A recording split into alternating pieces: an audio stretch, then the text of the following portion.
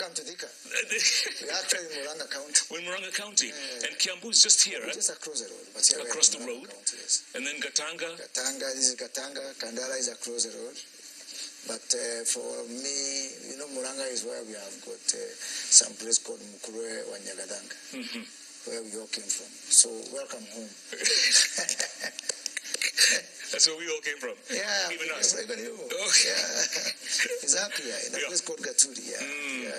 So listen, Mahesh, this week. Yeah. I think it's going to be a very tension-filled week. Yeah. Because of the 25th. Yeah. Right? Yeah. What are your thoughts? What's going through your mind? Well, what happened last year was quite unfortunate. Remember, I was a minister in that government, and remember, I was a victim of Gen Z and others, and we'll talk about others later. Yeah.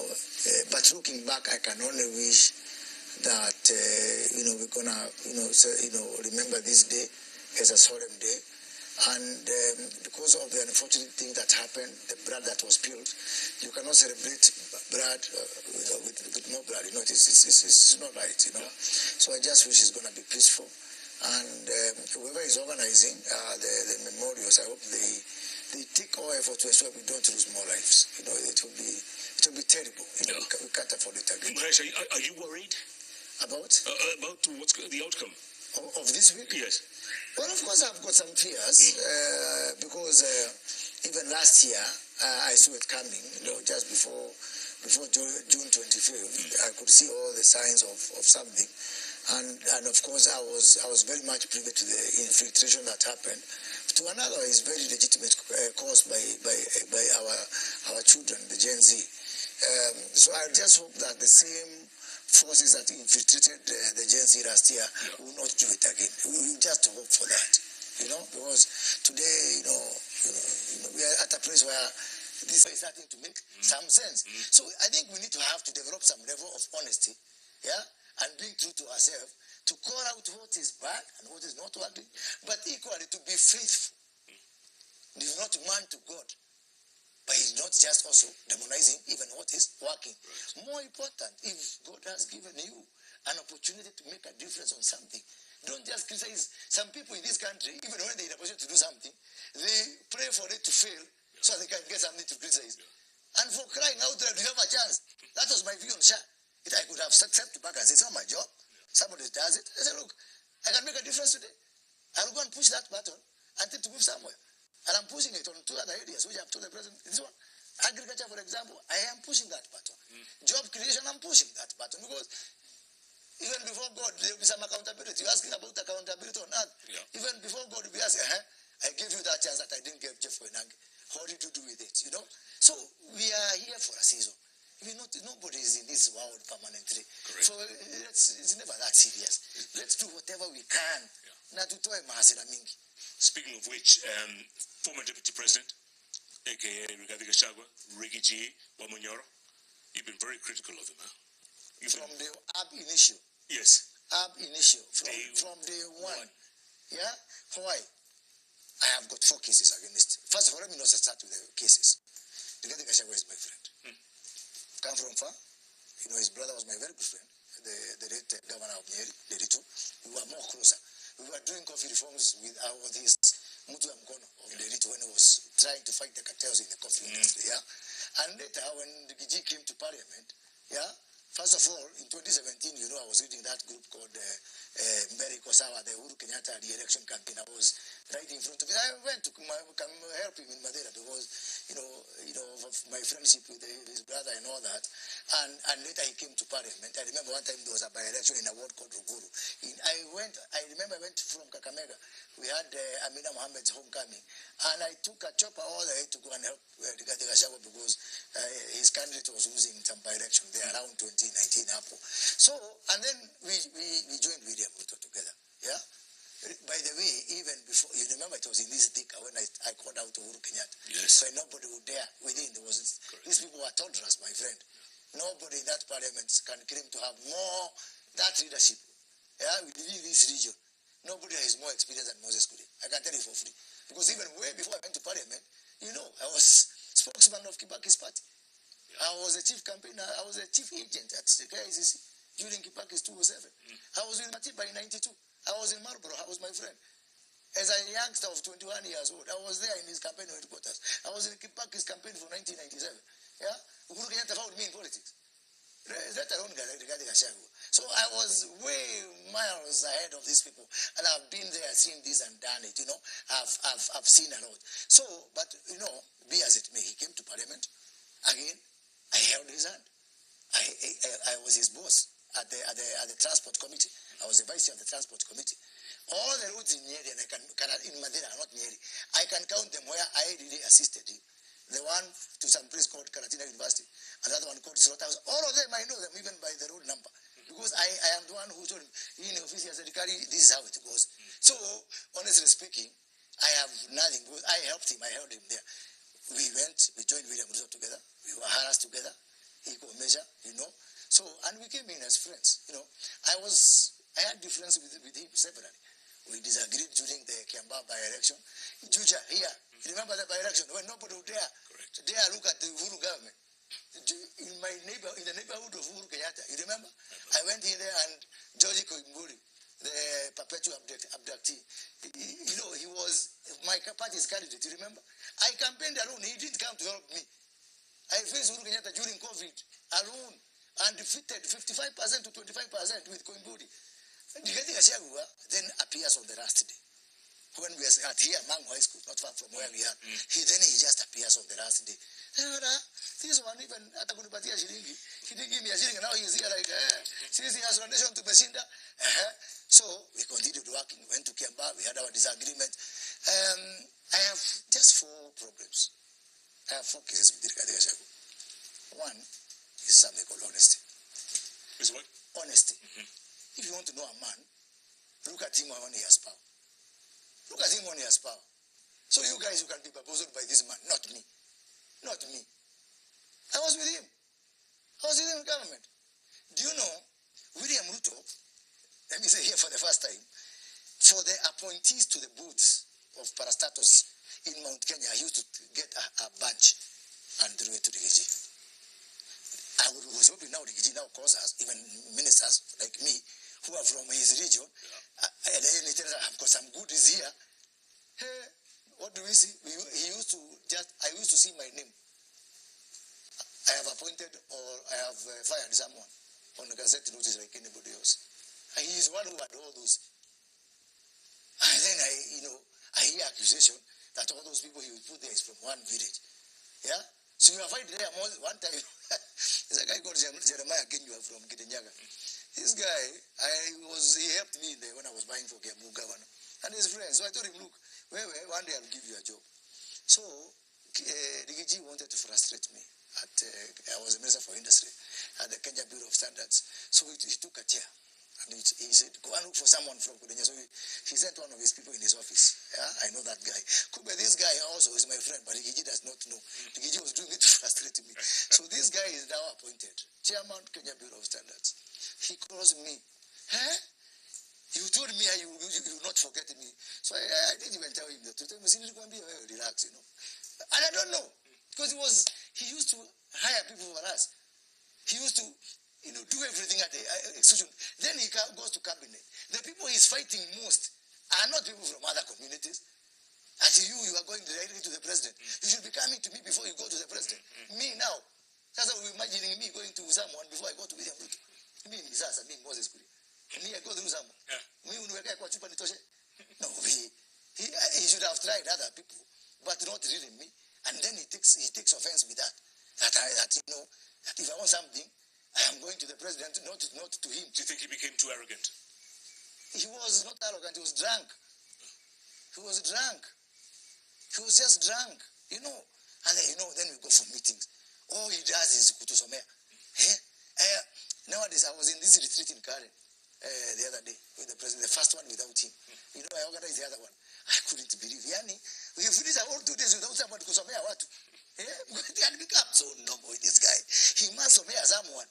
I couldn't believe that 2 days we have had peace. We are talking issues. Hakuna nani anachelewa, nani akona nini, sijui nani akona madhara na president. That's all. My first case is dishonesty. Because I know what he did when he had the means. So for other people, they can be excited. That's whatever. The second one for me is that these tendencies we are now seeing. When we called him a deal, you remember we were together in Tangatanga. Once we went on social media, I said, once a deal, always a deal. Yeah? People thought we were joking. When so many people of us were against this guy being appointed deputy president, we do not understand why. How come so many people? Now, see what he's doing now. Now, he's the one who knows who is educated. The other day he was saying, that one is not educated. Now, he knows which party is good. He knows which party, like my party is Kasongo's party. Yeah? He knows who is going to be cleared. Now he knows who should be celebrated and you don't listen to the music of so and so. My friend, he's going now to give us maximum height of a woman you should marry. Yeah. How can you be? It's only you. You are the one. You are the super judge of telling everyone. Havana, see Mimi, wengine, see Mimi. I am telling you for free. Me, I don't like dictatorship. I don't like to lord over anyone. I never claim at any one time that my ideas are the best and the only ideas they have. And by the way, this region of ours also does not understand that kind of unipolar dictatorship. You know, look at our brothers from the rural community. They had a leader called the Ker, traditionally. Ruyas had someone there. Yeah? Kikuyus have never had one cent to pass. It was Chief Koinange, Chief Warohio, Chief Moho, Chief Karuri, Chief Bira. Because we believed everybody to their territory, but all of us, we look for some common factor to bring us together. We've never known as a community how to be rooted together like condos. No, you are trying to revise this, so you don't understand this community. This community you are claiming to lead, you don't understand it. Yeah? Another accusation for me. I've got 4. I've told you. 1, 2. Give me 2. Mambo ya honesty. 2, dictatorship.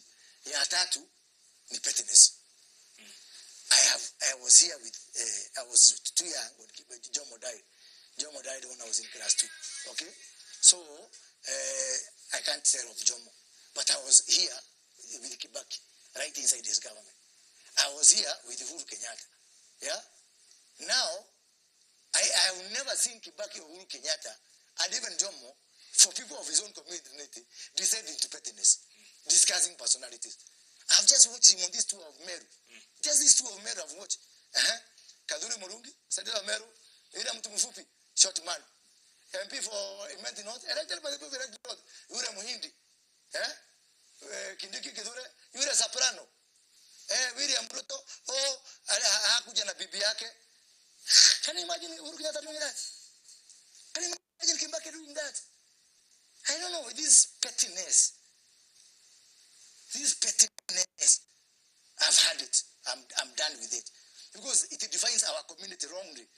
Yeah? Forget about William Ruto or not William Ruto. And if they had William Ruto, I do believe that William Ruto and Rigiji had very serious differences. But like 2 grown-up men with balls, they should go aside and just go mano a mano. They box each other, but they don't drag us into all this whatever. But you know, dragging our country into this kind of shallow pettiness. You must fight someone, everybody. You brush this one, musician is bad, so is bad. You're discussing people's voices, people's height, people's wives. What is this? Is this really? The bar has never fallen this low in my community. The bar of leadership has never fallen this low. I am telling you for free. Yeah? Finally, era of judgment. Go on. Leaders should be judged by judgment. Judgment. Me, I vied for governor of Kiambu. If I vied on UDA party, I would be governor today. Kimanu Amatadu will not be governor. I chose to be on my party because I understand politics better. Yeah? And I try to tell all these people. You know this saying Rigiji has been saying, tusipande tusiende kwa harusi with somebody. That was my saying. He should even pay me royalties. But I was saying it in 2020 and 2021. And William told me one time, he told me, the problem with you, Moses, you don't trust me. I trust you, but in politics, to protect yourself is legit. So please understand me. So is that what they do?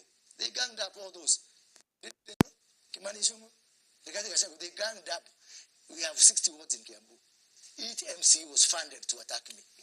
60 MCAs, 12 MPs, wa Mushomba, Karungu Adangwa, and Kibani wa Matangi. 75 people against Mudomwe. One person. You had no chance. Yeah, simple. My cry, because I refused to join the UDA. Because I had some foresight. Now, the same thing now, he's coming now to say, Moses Kuria's party is a small party, it's Kasongo's party. Me, who told you 4 years ago, let us not go through this direction. Let us not take care of people this way. Let's go into a party, then go into coalition with William. Yeah? So me now, who's before you, I am now the bad one now, whose party has to be bastardized. And that is why I told my brother Uhuru Kenyatta, I will join your party. At least that one you cannot say it's Kasongo's party. Yeah? That one you cannot say it's a village party. Yeah?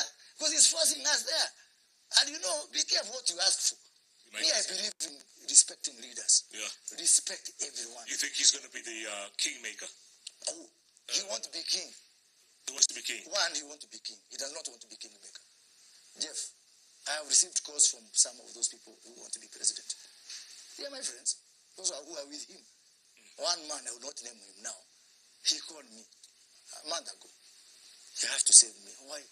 He is blackmailing me every day. And I'm yeah? So that coalition, it is going to be, it will not last. Take it from me. The true colors again will come out the same way we knew. That's why, for me, I cannot be excited. Yeah, without CGV, whatever. Because I know how it will end up. The people who now are where the Gashagwa is having problems most in Mount Kenya is Nyeri County. Why? Because other people can be excited, but Nyeri people know him. Yeah? That's your fight people, whatever. So this is exactly what will happen here. All of them, they will go realizing, and by the way, before you ask for a job, I should ask you for CV of your last job. So because now people are saying, as you come with a referral from your past job, because people are saying, this man is going to make me president. Halafu, 1 year down the line, 2 years down the line. Before we had a stigma as a community that our community cannot vote for another person. Correct.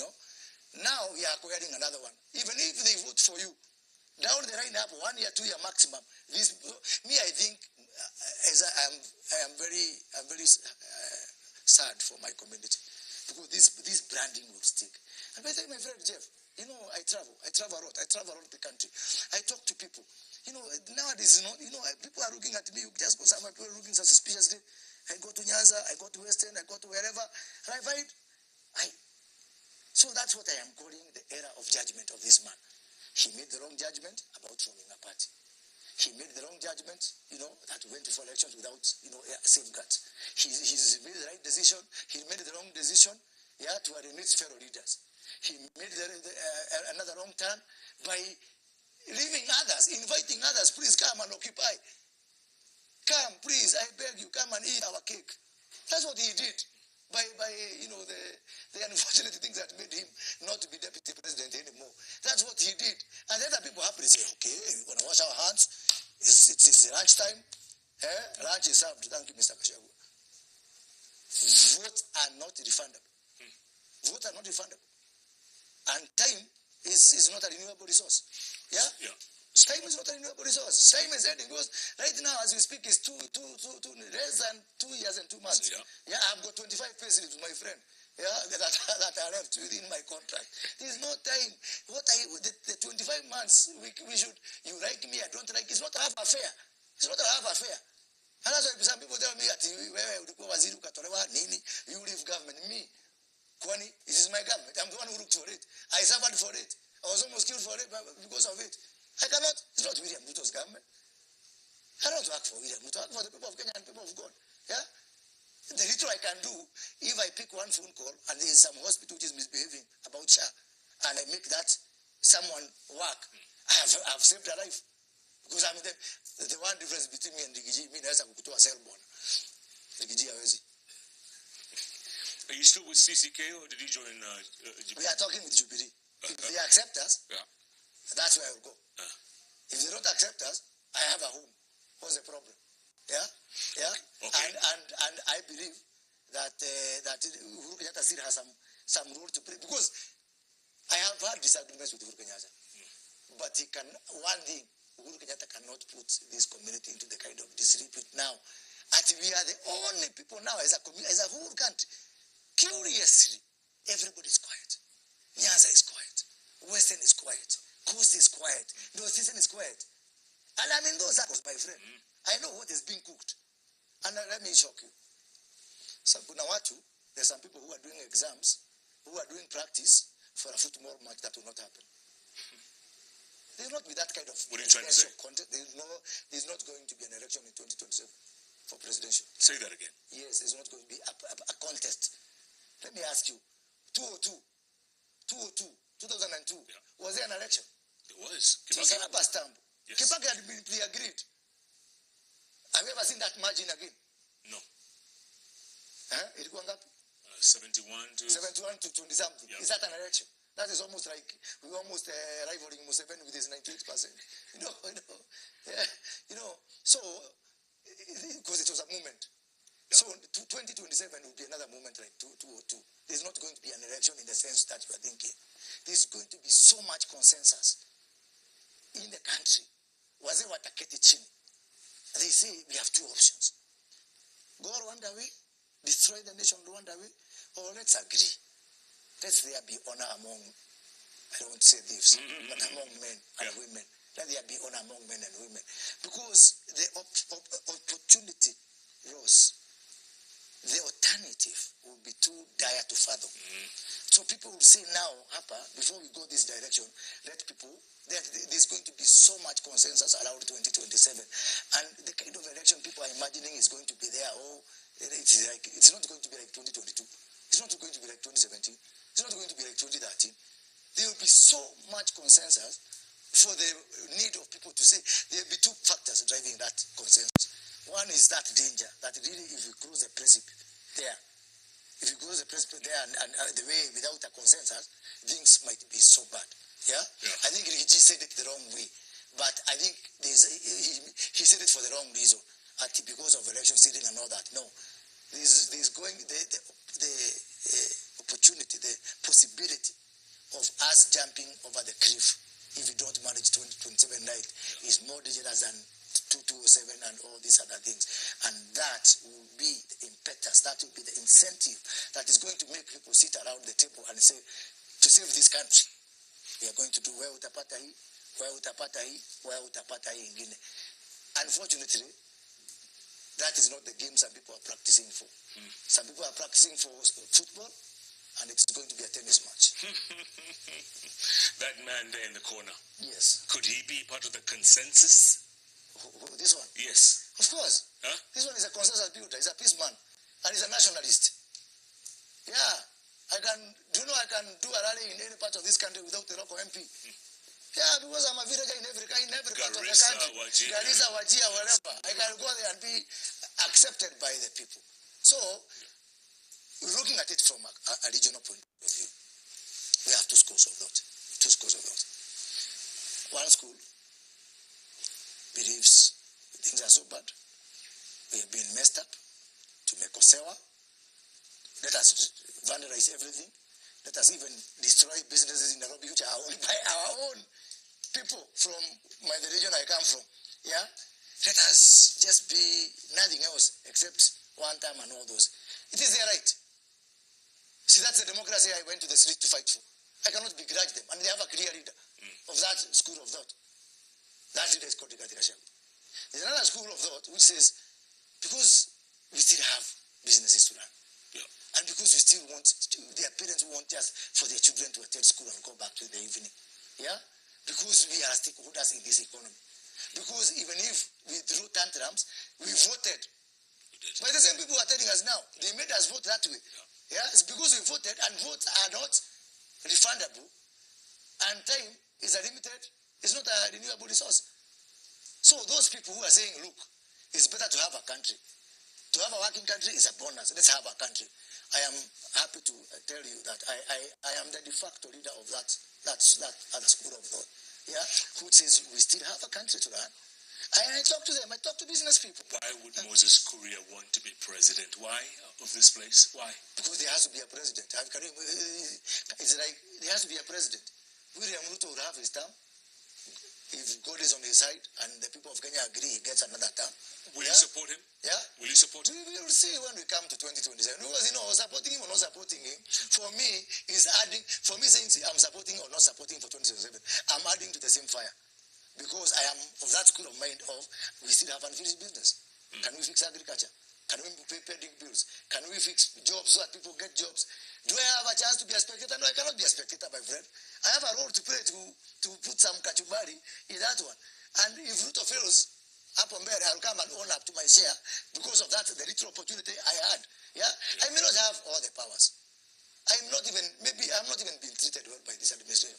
I did some marvelous job in my trade docket. Everybody, even Rigiji, went on TV, on live TV, and they said that you can accuse me of many things, arrogant, but not about laziness or not having ideas about how to move Kenya forward. Yeah?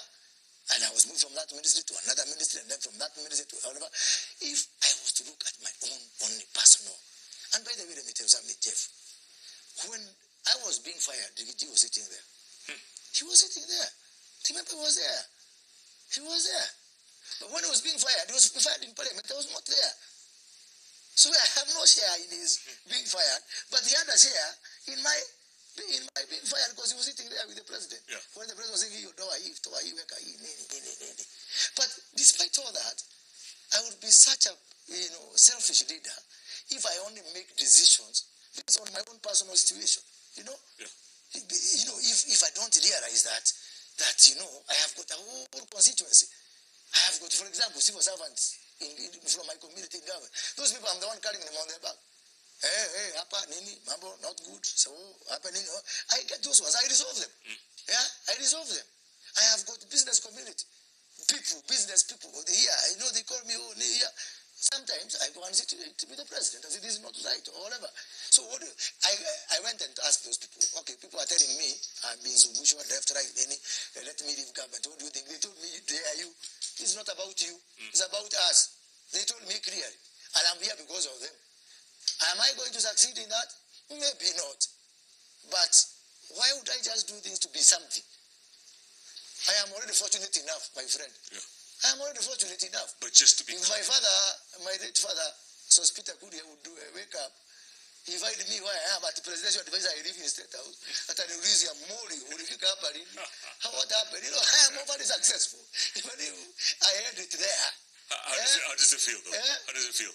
What? To be a presidential advisor. No, it feels good. Yes. It feels good. It feels good. No, I'm having a ball. I'm having a blast. Because you pick topics, first of all. You pick topics that you actually, believe in. Yeah. For me, for example, I picked on health. Yeah. Nobody gave me the job description for health. I told the president, may I kindly help you to move the health forward? I did until a strong man called Aden Barrett arrived.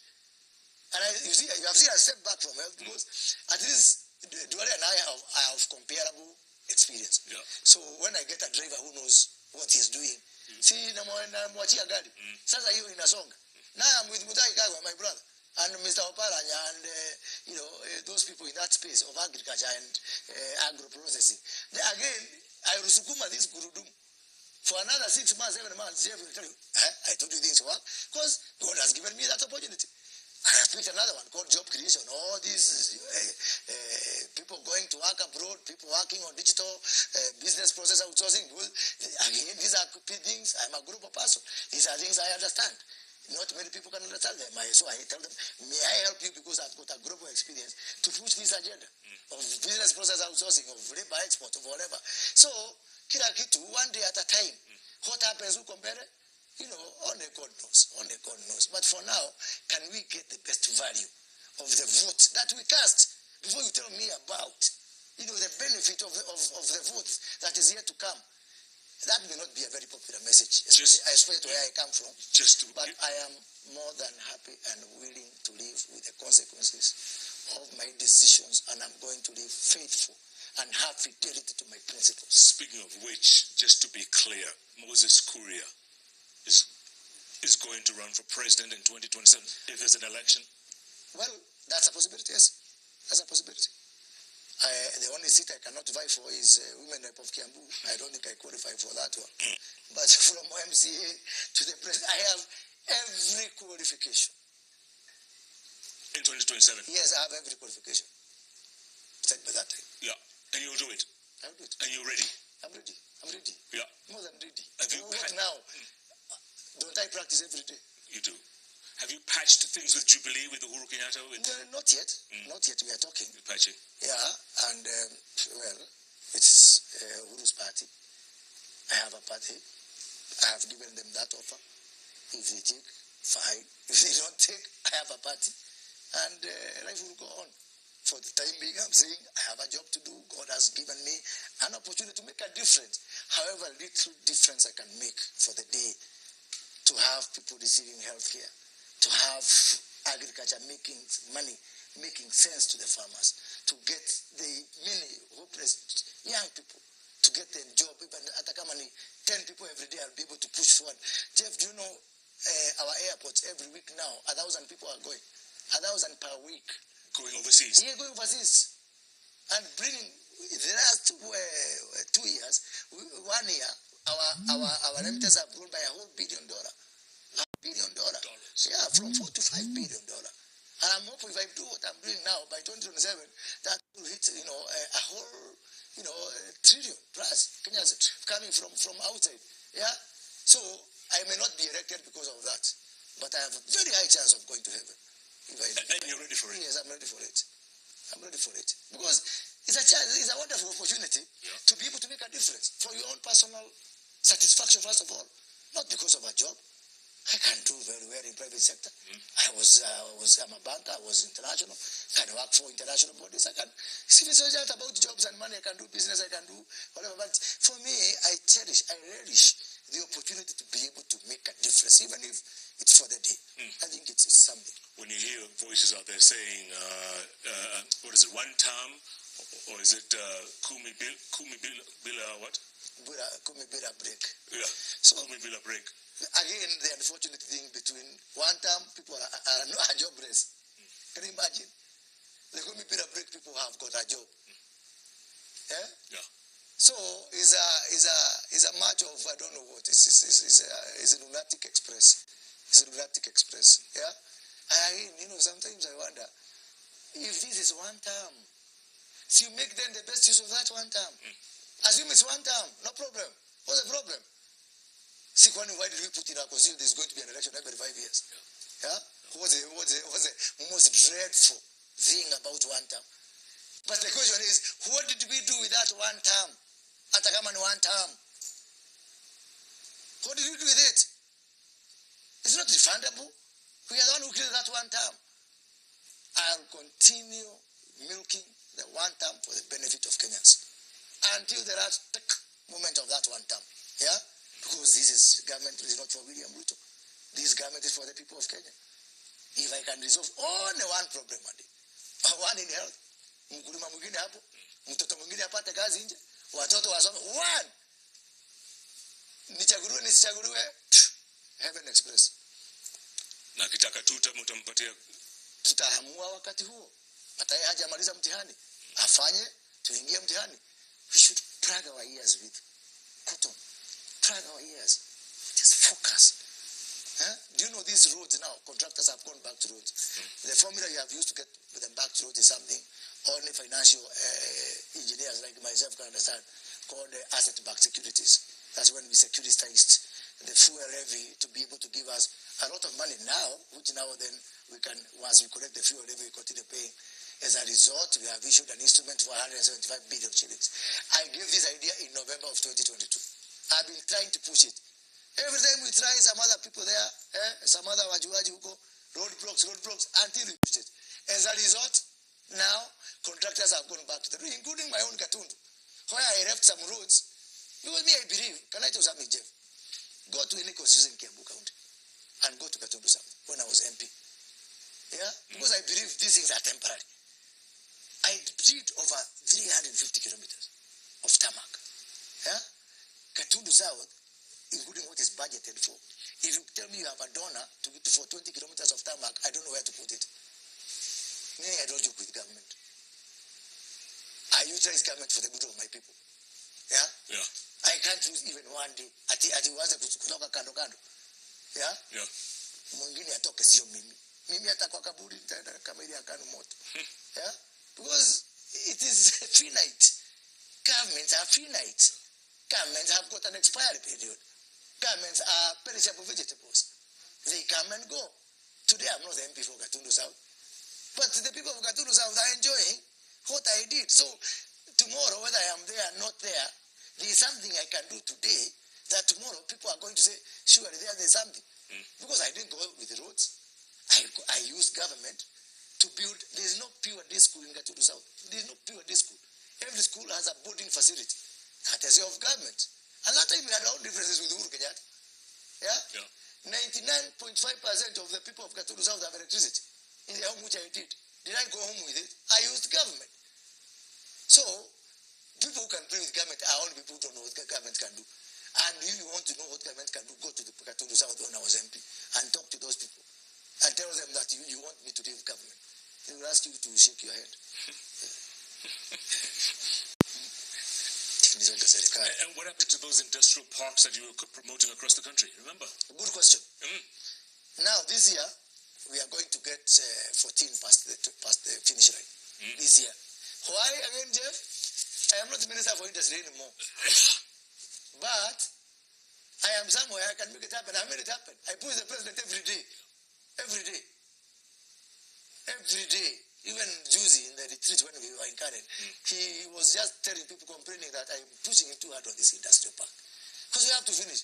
And you know, out of the 14, the first batch, do you know this region of Mount Kenya? Do you know how many counties are in the 14? One. In former Central Province. Only animal gurus. Because the other ones were busy touching the mountain. Yeah? The others were busy touching the mountain. Yeah? In Mount Kenya region is Embu and Meru are in the first road. Central Province, only Kirinyaga. Time is not a renewable resource. Huh? Yeah. Time is, now, this year, the people of Meru will start making crazy money. The people of Kakamega are crazy money. The people of Wazingishu, the people of Miori, the people of Homa Bay, the people of Kwale, the people of Isiolo. Sorry, not Isiolo, Wajir. The people of Kisii, where Simba Arati is on my case every day. Fernandez Barat is on my case every day. People want development for their regions, and as we are busy here, doing some nonsensical issues. No, it's just painful, my friend. Because I know, this car can move, we are on takeoff on many fronts. And if one region is left behind on that takeoff, there will be no return. Is there a pilot? Yeah? Is there a pilot? Yeah, there is a pilot. There is a pilot. And you know what happens? If you're doing a building, even a palace, the most difficult part of building a palace is not seeing the walls come up. It is digging the foundation. Yeah. And a palace is for a king. So you have to dig it so deep. And you also dig deep if the soil is not very favorable. Correct. So the situation we had in this country, the amount of digging the foundation, we had to go very deep. Of course, when the house is on the foundation stage, do you see anything? People even say, you people are even cheating, people who are building a house. We are just down there building the foundation, but it's not visible to anyone. And it should not be visible to anyone. That's a bad news. It's a thankless job when you're doing the foundation. I always quarrel with my foodies when they are doing the foundation. Say, we have to dig deep so that this house, the foundation, can be very strong. Then what happens when the walls start coming up? And I do believe, Jeff, with me, I've been here for some time. These walls are coming up. These walls are coming up. These walls are coming up. Mark my words. These walls are coming up. Yeah? Yeah? These walls are coming. It was just necessary. I can go on and tell you about the foundation digging. My friend, do you know we are spending over $4 billion every month? $4 billion to prop up the dollar, to put the artificial rate in the other government. We were spending banks $4 billion and to be spent by central bank just to keep the exchange rate artificially low. Yeah. Is it an easy thing to say that we do away with those controls? Not easy. That's part of digging the foundation. We found the subsidies, the ones for unga, the ones for fuel. Again, 25 billion shillings a month we were spending on those subsidies which were not even effective. One day, we remove them. Price of fuel, skyrocket. Yeah. Price of unga, skyrocket. Then now, markets start to take its own fundamentals. The fundamentals start to set in. Again, that's boldness. That's digging the foundation. All the things you've had, look at NHIF, my friend. I don't know how NHIF survived those years. I don't know. It was a crime scene. NHIF was a crime scene. Again, to remove it and to have something that's, now working, the foundation you've had to dig is whatever. So, who wishes this country bad things? Who would wish that things don't work? Me, I would want someone to raise their hand. There are people out there. There's some people who wish the country bad things. Me, I don't know. God wishes the country to win. And you are in that, we don't have another country. Yeah, we don't have another country, my friend. And the need to have this country moving and going and peaceful and stable far supersedes any other, considerations for me. Nothing matters. Sijui who is president, Sijui who is whatever. Look at all these men. Look at all these men. This man is the only living former president in this country. Uhuru Muigai Kenyatta. Yeah? These people came and, what is this thing? Wacha kuwa president kuja na kuenda. Watatu wamesafiri. They have gone upstairs. Yeah, so this is a lot permanent. Ona hiyo picha. Wale wako hide from number 4, 5, number 6. No, number 6. Yes. Speaking of number 6, I'll give you a couple of minutes for some final thoughts going forward. Well, speak to Kenyans. Let me speak to Kenyans. Until it's gone, you don't know it's valuable. When they were chasing away Siad Barre, they were celebrating. Today, our soldiers are in Somalia, simply because they messed with that country. We are not short of examples in our midst, in DRC, in Sudan, where 2 idiots are competing on who has the ideas of how to destroy their country. South Sudan is fragile. I travel. Guys, let's keep a country. But if I get the people who are planning the memorial demos, I will join them. As long as it's painful. It's peaceful. There's nothing wrong with the demonstrations. There's nothing wrong. I will even join them. But the whole issue is, please, let's preserve our country. And let everybody aspire and strive and say, I don't want to see one more life lost. Yeah? And we wish Kenya well. Let's wish Kenya well. You can wish William Ruto bad, no problem. Wish Moses Kuria bad, no problem. But please wish Kenya well. Tafadhali. Yeah? On the very minimum, hate everybody but love Kenya. Unaona pale vile nimesema? I love Kenya. Yes. I didn't say I love William Ruto or Jeff Koinange. I love Kenya. I love Kenya. Let's love Kenya. Let's wish Kenya well. As a country. So that, sasa mimi nataka kuwa president.